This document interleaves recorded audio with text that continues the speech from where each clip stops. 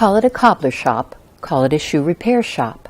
The art of repairing and refurbishing shoes and leather accessories has been a mainstay of man's existence since the 17th century. In the case of Greg Vaccaro, the work completed in the 110-year history of his Gus & Company store has expanded to include the repair of all types and styles of purses, bags, briefcases, clothes, and accessories, as well as equine and marine equipment. Gus & Company has also earned the designation of North American Repair Center for international manufacturers of suitcases and travel bags. Recently, Greg has elevated his level work to an upscale level with the creation of his own line of briefcases and purses that he handcrafts under the brand of Vaccaro.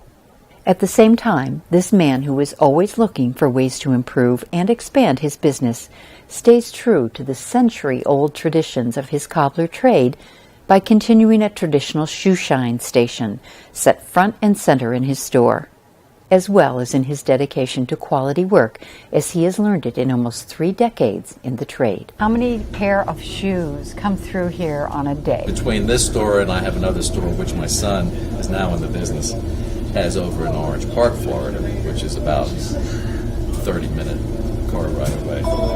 I don't know, 200 pair.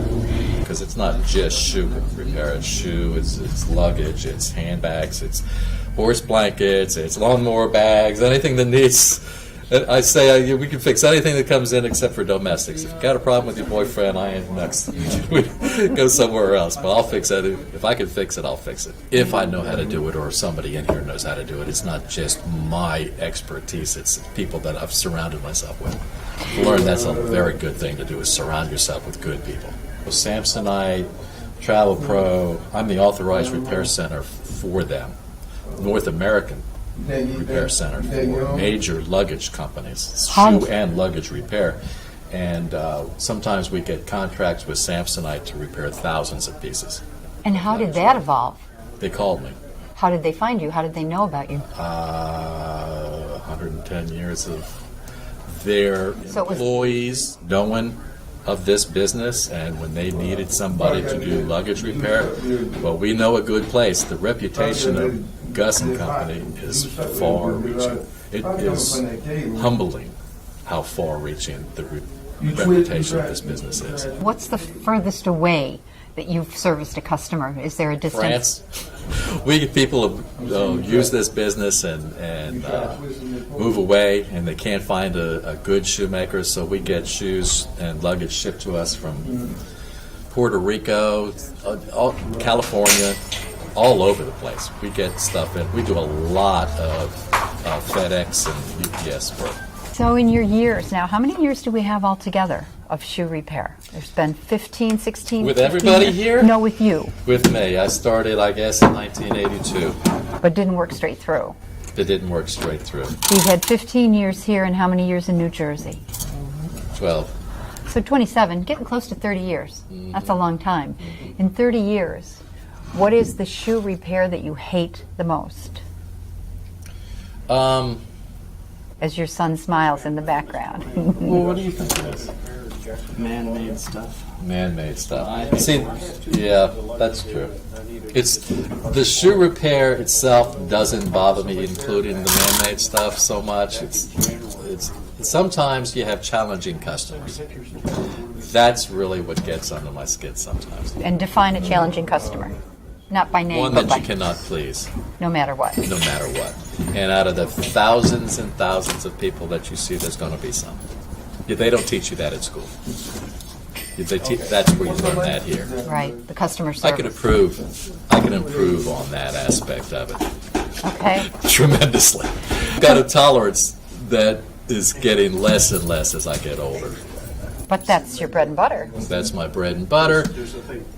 Customer's always right, customer No, service. the customer's not always right. Really? And I've found that to be very, very true in shoe repair, because the customers don't want you to do repair a certain way. And in my younger years, I used to bend to that, knowing how to do it correctly. And every time I listened to a customer as far as how to do it, I'd end up doing it 15 times, and it would never be right. So So the now customer is not always right. If they don't want to do it my way, I just won't do it. If I know that it's right and they want me to do something different, I don't do it. I'm a hard-headed person. Well, okay. Yes, ma'am. You can own that if you'd like. I own that. Okay. And sometimes it's to my detriment, but most of the time I would like to think it's to my advantage. Knowing what I know. One of the things that I would think people might want to say to you about working in your industry is, does it ever bother you to be working on shoes and things that people's feet are in? I need to get some hot tips. They should dump a load Would you like to wait of for him? bottom catch from a shrimp boat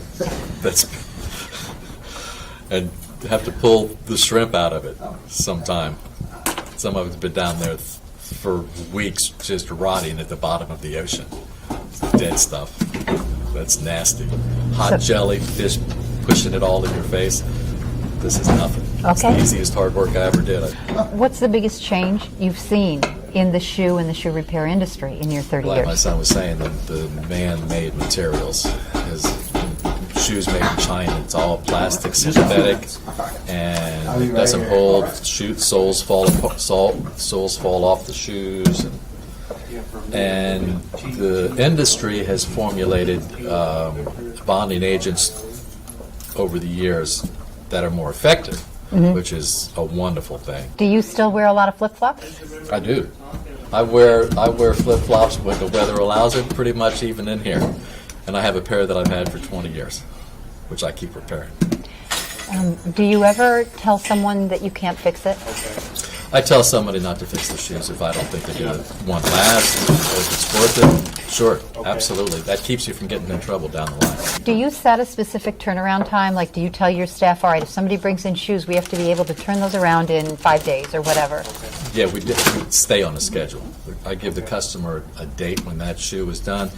Everybody in the back tells me what the volume of work is that they can get done that day, and I adjust that to if I have new people or if I've got experienced people. I try to adjust to where the quality of their workmanship does not go down. If they need more time, I give them more time. Customers usually work with that, except when they need it. They're flying out of town for a funeral. I need this shoe tomorrow. It's and I can and I do adjust the schedule for that. We'll drop what we're doing and work on while you wait project to satisfy that customer.